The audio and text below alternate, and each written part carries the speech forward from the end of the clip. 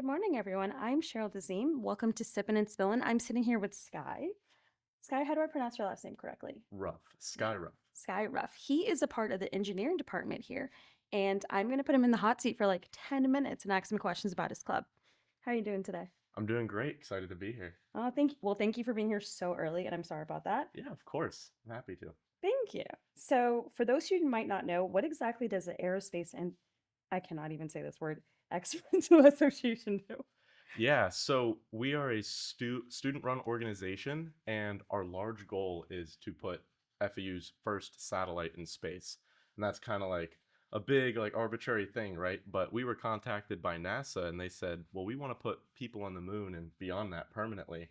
And we don't know how to grow food like outside of Earth.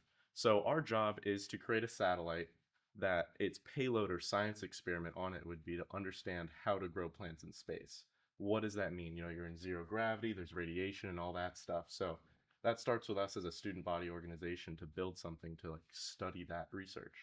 So, before you put people on the moon, you guys are going to grow food? Correct. Yes. Because if Okay. we got there and it's just rocks and dirt, you can only stay there for so long, right? So if you want to stay there for months and years on end, we have to fully understand basically space agriculture, right? So that's our job to study that now. All right, that's pretty cool. I'm not even gonna lie about that. So, what are the first steps in even making that happen? Yeah, so the first steps starts with ground testing. So we take all of our students and we build what we call an environmental control system. So it's like a small metal box and it basically controls everything about the atmosphere. So like the temperature, the water delivery, the day and night cycles, things of that likeness. And we put seeds in there and we like hands off on it and see if it can grow the plants here on Earth. And then we put it in these weather balloons that go up into like the stratosphere. So we put all of our hard work into this little box and we send it up about 100,000 feet and we see if it can handle that environment alone before we even get to space. So we do that every single year. Wait, you guys do this every year? Yes, yes. We design it in the fall semester and we launch these balloons in the spring, and every year we iterate and make it better and better. Okay, how long has this club been around? Because I've never known this. About 3 years now. Yeah. Okay, we have our own Build by the Nice Science guy here. Like that's awesome. What got you interested in aerospace engineering? Honestly, before I did this, I always flew drones and did like photography and videography. And when I heard about this club, they instantly came out to me and they said, hey, would you be willing just to film what we're doing? So I said, absolutely.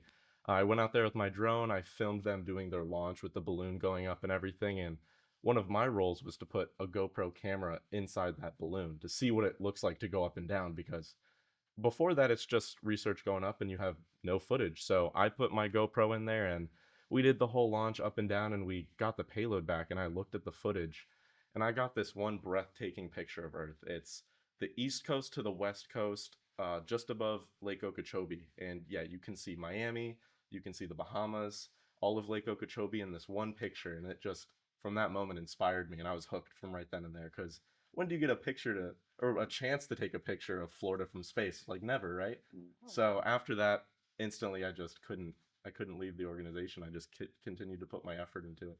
Okay, two things. Definitely, you're gonna have to share that picture with us. Absolutely. And like, you're the president of the club, right? Yes. Okay. And how long did it take you to like get that picture out or to film that? The whole thing took about 3 hours for it to come up and then to come back down and recover it. And then a little bit of time in Photoshop to make it look pretty, right? Make sure there's no splotches anywhere. But yeah, just about one day and we got that photo done. So it takes, you said 3 hours to get to space and come back, or was that just the Yeah. filming time? Yep, the whole time. The whole balloon mission is only about 3 hours. It's a pretty quick thing.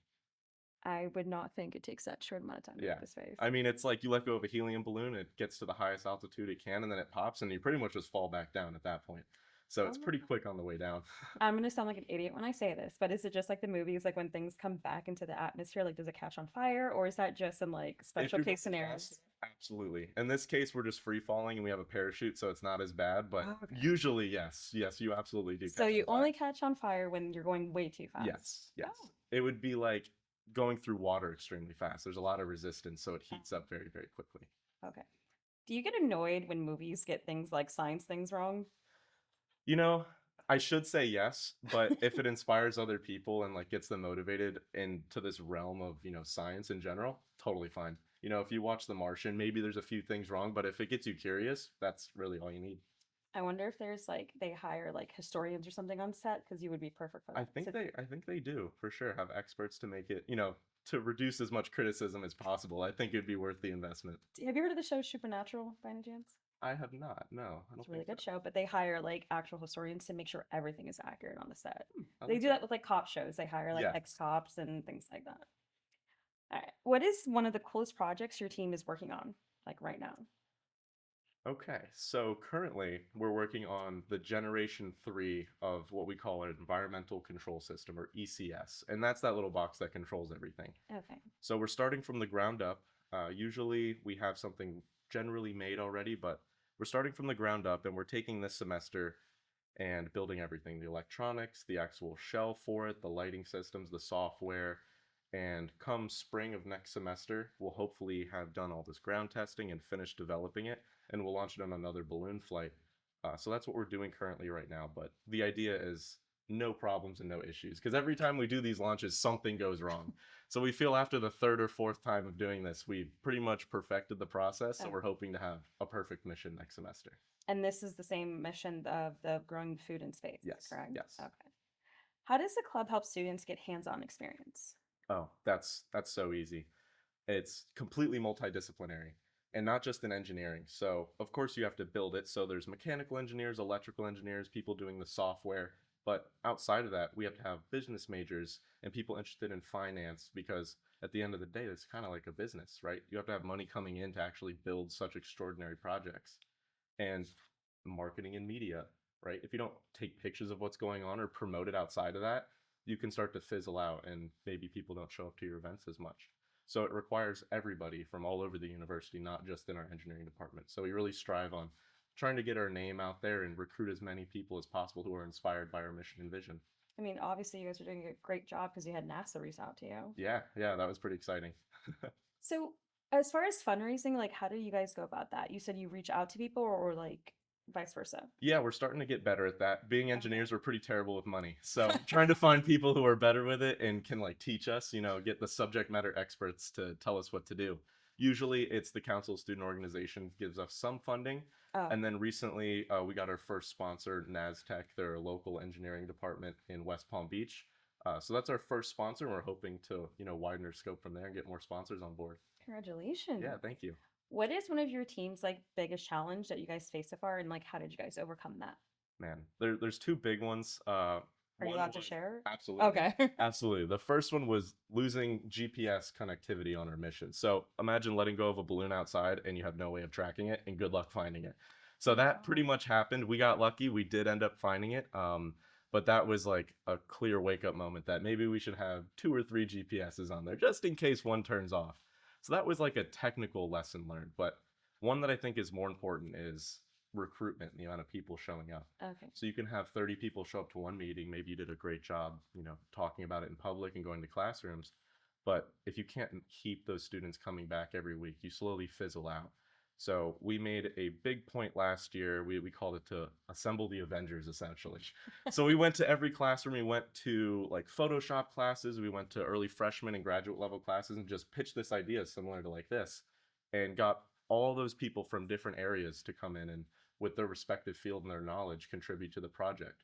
So it was a recruitment issue. Okay. We didn't have enough people coming in, so we largely solved that, and now we have 30 plus people every week coming in. Awesome. So, oh my God, what did you just said something when the GPS like it failed out, like did you guys ever find it? We did find it, but that was like a heart drop moment, right? So it was the second we let go of it, we turned over to our tracking team, and they were like, "No, we don't have it." That was very scary, and that was kind of like everyone got super bummed. We didn't think we'd ever see it again, but Mm. luckily, it sent one location, and it's where it landed. It didn't tell us where it was the whole 3 hours, and then at the last second, it gave us one location, and we went and picked it up. It's just like that movie Twister. I'm so sorry. I speak in movie references, but the movie Twister, they Yeah. lost like the satellite or the GPS on one of their Yep. mission things, and everyone was freaking out. So you had one of those moments. Yes, it was very, very stressful. And that was my first time leading a mission. I was like, oh my God, I lost it on my first try. Oh my God. That was But your first one? yes, for me leading the mission, that was my first time doing it. And yeah, that was a wake up call to, you know, be redundant with your things that are mission critical. Well, I'm glad you found it and you didn't have like a heart attack. Yeah, no, we made it. We made it. All right. So So that was your serious moment. So what like this is what is the most exciting thing that the club is working on like right now? Or goals that you guys have coming forward? Yeah, so besides just doing the, preparing for our mission next semester and launching it, we actually have an event coming up next week on Wednesday here in Student Union. So October 22nd, it's called the Owl Forge. And the idea is to promote aerospace in general. So we'll have all of the engineering clubs come and table downstairs, and you can walk around, see what each respective club is working on, not just our personal club. And then in the auditorium, we're going to have some industry professionals come in from NASA, from the companies like Aerojet Rocketdyne, IBM, and FP&L, like VPs of engineering, really high up project managers. They'll kind of tell their story and how they progressed through university, some which are FAU, into their professional careers. And then we'll open up the floor to like a Q&A panel where students can ask their own questions. Maybe it's aerospace or engineering, maybe not, but it's a chance to ask some pretty high up people in the industry, like, how did you get to where you are? Maybe any lessons. Being the president, what do you see yourself doing next? Like after you graduate? Because I think you told me you graduate in the fall, right? Next semester, Oh, yes. next semester. So what do you want to do after that? I always try to guess and I'm always wrong. I couldn't have told you a few years ago that I'd be leading this organization, but I'd like to be in some aerospace field and just learn from people smarter than me. I got lucky to have an internship last summer, and I learned so much. The people I was with were just the most brainiac people we've ever met. They were so smart in the respective field, and that was just a good feeling to be around people like that. So I Tell really us want to about get your back in there. internship. Yeah, so I got to internship with Space Dynamics Lab. It's out of the University of Utah and NASA, as well as the Air Force Research Laboratory. So they take students from a few universities around the country and they teach them how to build satellites as like what we call a mission concept. So from an idea like growing plants in space to how do you actually do that? So they sit you down for the whole summer and you take it seriously as if you were actually going to build this, and they teach you all the lessons to go from idea to a full concept ready to go. All you would need is funding. So they let us fly a satellite at one point, which means you Oh, get to wow. control it, which was pretty cool. So you're like in a military base, you're in a closed room. There's a lady in full camo and she's telling you what to do. And if you mess up, I didn't even want to know what would happen if you messed up. But Oh my they gave God. us the opportunity to fly those satellites and teach us everything about satellite operations and manufacturing. It was really cool stuff.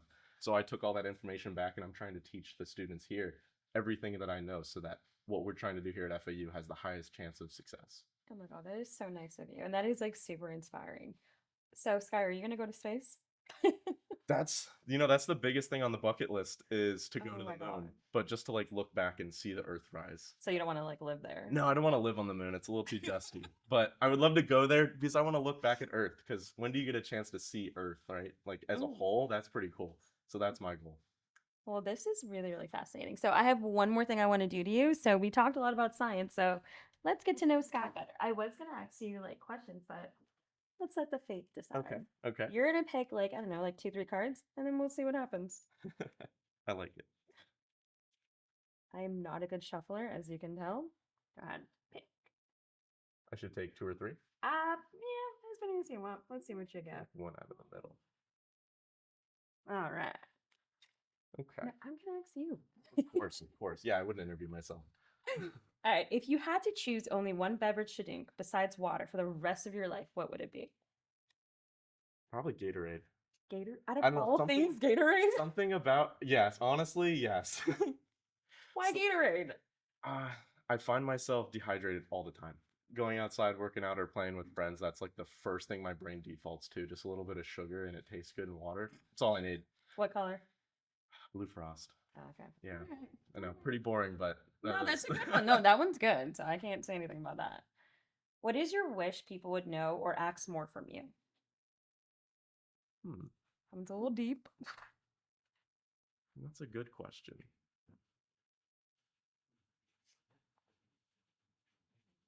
I guess I'm not sure exactly. I get asked a lot Oh my God, I where stumped the brainiac. Yes. I get asked a lot like where do you want to be in a few years, but I don't have an answer to that one. So maybe just what are you thinking right now? Because I'm always drifting. Like my mind is always going somewhere, and maybe you'll catch me in a weird moment. Oh, okay. Yeah, I respect that. and we'll have like a deep, weird side conversation that you never saw coming. I respect that. All right. Well, okay. Describe your ideal Monday morning. What are you doing and what are you feeling? Oh, Monday, thank goodness engineers have no classes. So it's Really? basically a weekend again. So on a Monday morning with after traffic, maybe I'll go for a bike ride down A1A, stop at the beach, maybe read a book or something, go to the gym, just really take it to myself because Tuesday comes and it's, 100%. So it's the most relaxing day possible, ideally. Why do engineers not have school on Monday? Mercy? Oh, I don't know. I'll take it. I'm not going to complain. you're not gonna question it? No, no, no, Not gonna no. question it? Okay. Well, thank you so much for being here. What, do you want to answer one more question? Sure, Since I sure. like literally dropped all the cards. We'll take one right from the middle. Okay, nope, not that one because it's literally literally what you just answered. Oh, this one's a cute one. What do you value most in friendship?